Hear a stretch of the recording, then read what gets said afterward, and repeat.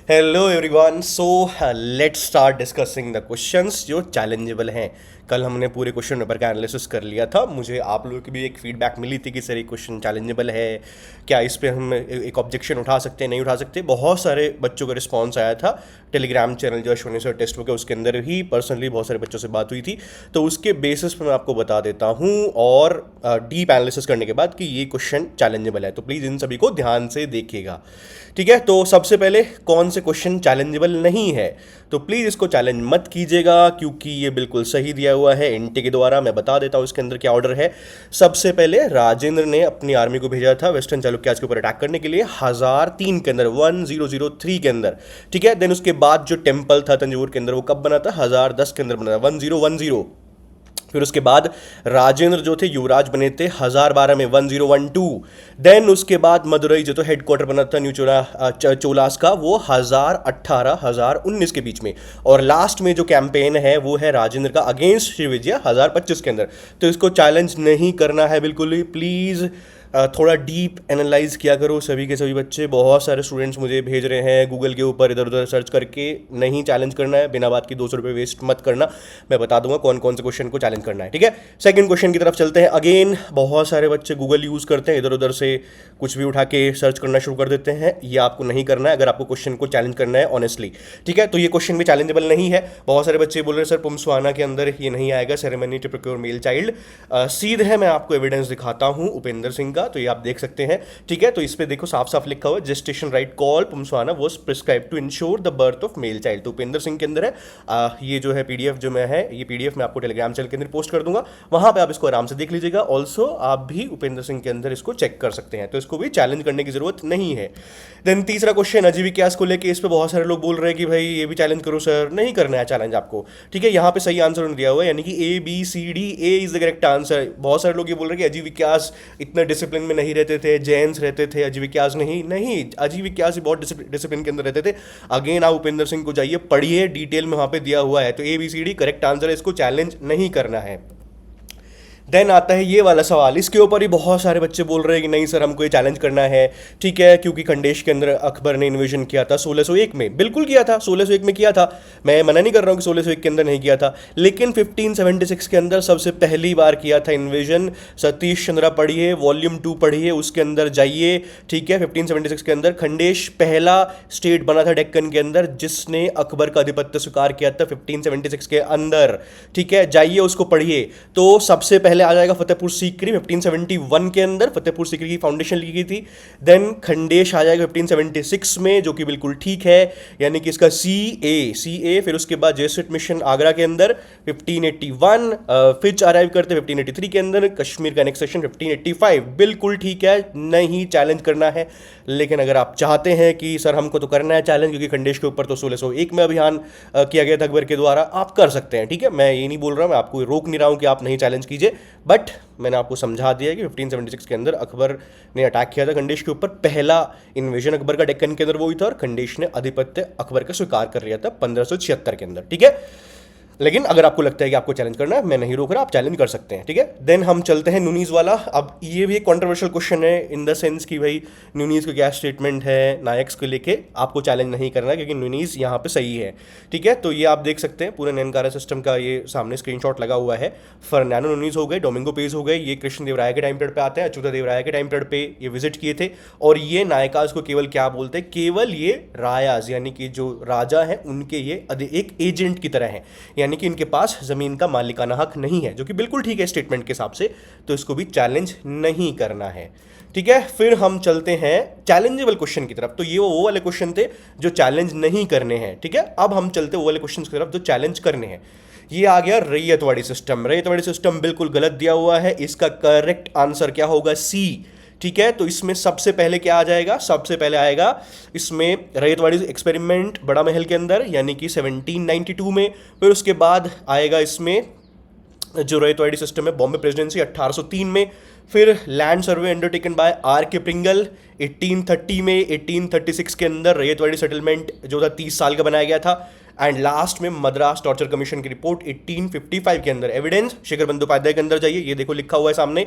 Ryotwari experiment बड़ा महल के अंदर 1792 में। फिर बॉम्बे प्रेसिडेंसी के अंदर शुरुआत जो हुई थी 1803 में हुई थी, पेशवाज की टेरिटरीज में पहुंचा था 1818 के अंदर। Land service system are K Pringle के द्वारा शुरू किया गया था।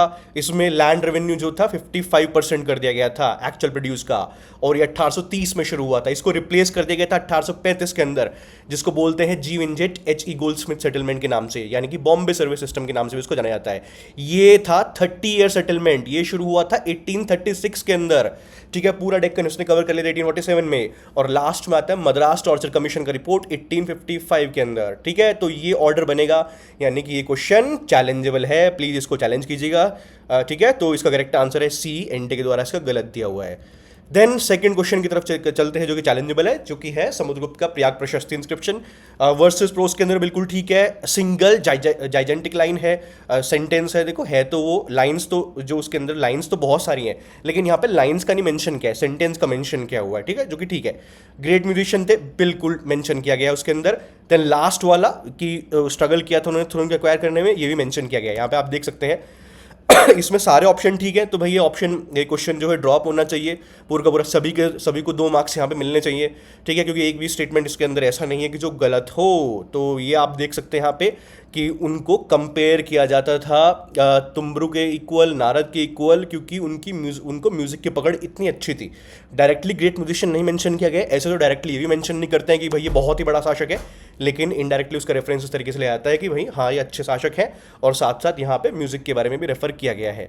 देन इसका जो सेकंड लाइन जो है कि सर ये वाला पॉइंट कि उनको दिक्कत हुई थी गद्दी के ऊपर बैठने में, यहाँ पे देखिए आप इलाहाबाद इंस्क्रिप्शन जो है क्या बोलती है कि समुद्रगुप्त एक एक्सेप्शनल इंडिविजुअल थे, लेकिन हाँ उनके फादर ने उनको चूज़ किया था, लेकिन उनको काफ़ी दिक्कत आई, उनको बाकी के लोगों का सपोर्ट हासिल नहीं था, ठीक है। यहाँ पे साफ साफ ये लिखा हुआ है इलाहाबाद प्रशस्ति के अंदर। तो पूरा क्वेश्चन ड्रॉप होना चाहिए।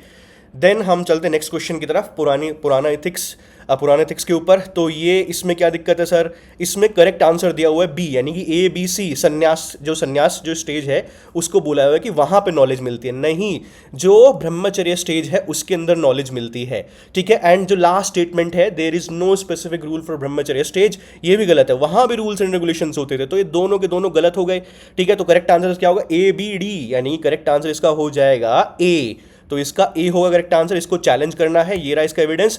देखो ब्रह्मचर्य आश्रम आप यहाँ पे देख सकते हो, 4 स्टेजेस होती है, ब्रह्मचर्य, गृहस्थ, वानप्रस्थ एंड संन्यास। तो ब्रह्मचर्य के अंदर रूल्स एंड रेगुलेशंस होते हैं, किन के लिए होता है, अपर कास्ट के लिए होता है, जो ट्वाइस बॉर्न होता है, द्विजा जिनको हम बोलते हैं, शूद्र हो गए, अनटचेबल्स हो गए, उनके लिए अलाउड ही नहीं होता है यहाँ पे, ठीक है। तो यहीं पे उनको नॉलेज भी गेन करनी होती है ब्रह्मचर्य के अंदर। देन गृहस्थ आश्रम हो गया, फिर उसके बाद वानप्रस्थ देख लिया, यहाँ पे नॉलेज नहीं गेन करनी होती, ठीक है, और ना ही संन्यास के अंदर नॉलेज गेन करें, संन्यास में तो आप छोड़ देते हो सब कुछ, ठीक है, मेडिटेशन, कंसंट्रेशन यहाँ पे करना शुरू कर देते हो, कोई भी यहाँ पे नॉलेज का मेंशन नहीं किया गया है। नॉलेज कहाँ पे आती है, ब्रह्मचर्य के अंदर आती है, ठीक है। और यहाँ पे जो बोला हुआ है कोई रूल्स एंड रेगुलेशंस नहीं होते, ये भी गलत हो गया, तो संन्यास भी गलत हो गया एंड उसके साथ साथ ब्रह्मचर्य भी गलत हो गया। करेक्ट आंसर क्या हो जाएगा, ABD, यानी कि A is the correct answer, इसको चैलेंज करना है तो मार्क्स चले जाएंगे वरना। नेक्स्ट क्वेश्चन जो कि अगेन ये ड्रॉप होना चाहिए, 2 मार्क्स यहाँ पे सभी को मिलने चाहिए।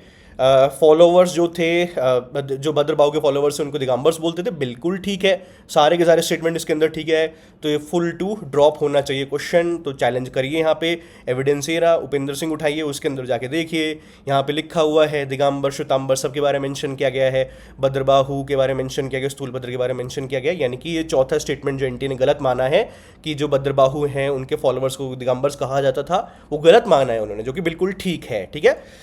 देन लास्ट जो क्वेश्चन चैलेंज होना है, उदयन कंटेम्परेरी बुद्ध के किस डायनेस्टी से बिलोंग करते, भरत से नहीं वत्स से बिलोंग करते थे, चैलेंज कीजिए इसको, ये रहा इसका एविडेंस, उदयन यहाँ पे मेंशन किया गया है, वत्स के अंदर ही थे ये, ठीक है। तो ये भी आपको चैलेंज करना है।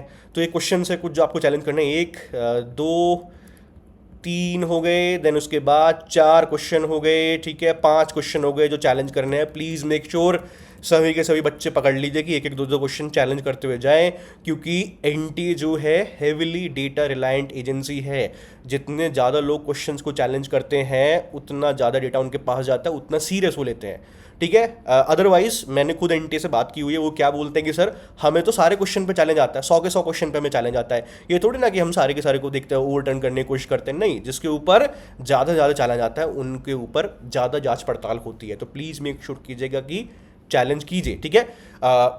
अगर कोई एक स्टूडेंट चैलेंज करता है और क्वेश्चन ओवरटर्न हो जाता है, फ़ायदा उसका सबको मिलता है, ओके लेकिन अगर ज़्यादा ज़्यादा क्वेश्चन उसको चैलेंज करते हैं तो एनटी उस क्वेश्चन को ज़्यादा सीरियसली दिखता है कि भाई इसके ऊपर ज़्यादा रिस्पॉन्स आ रहा है। सिंपल सी बात है, देखो हम जिस टाइम पर पे आप रह रहे हैं पूरा पूरा डेटा ड्रिवन होता है, ठीक है। जिसके ऊपर ज़्यादा डेटा आएगा कि इस क्वेश्चन के ऊपर ज़्यादा प्रॉब्लम आ रही है उतना ज़्यादा उसको सीरियसली लिया जाता है। तो प्लीज़ मेक श्योर एक एक क्वेश्चन को चैलेंज करना शुरू कर दीजिए। आप सभी के सभी लोग कमेंट सेक्शन के अंदर लिख के ही बता दीजिएगा कि देखो मैंने सर ये वाला क्वेश्चन मैंने चैलेंज किया, जिससे कि बाकी लोग देख सके और बाकी के लोग फिर दूसरे क्वेश्चन को चैलेंज करना शुरू कर दें, जिससे कि सभी के सभी हमारे क्वेश्चन यहाँ पे कवर हो जाएं। ओके, बाकी से सारी इन्फॉर्मेशन ये पीडीएफ जो है पूरा का पूरा मैं टेलीग्राम चैनल भेज दूंगा, अश्विनी सर टेक्स्ट बुक, इसको ज्वाइन कर लीजिएगा। सारी इन्फॉर्मेशन आपको यहीं पे मिलेगी और दैट्स इट। आपके पास अभी भी टाइम है, प्लीज़ मेक श्योर चैलेंज कीजिए। अगर अभी भी आपको कुछ लग रहे हैं क्वेश्चंस के प्रॉब्लमेटिक है, आप इस टेलीग्राम चैनल के ऊपर शेयर कर सकते हैं, ठीक है। चलिए, थैंक यू वेरी मच, मिलते हैं नेक्स्ट सेशन के अंदर।